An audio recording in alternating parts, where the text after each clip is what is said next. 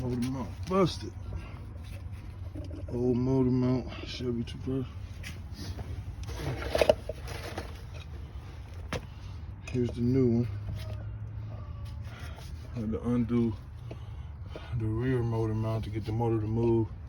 Put 2 jacks, one 20-ton, and one 3-ton on the front.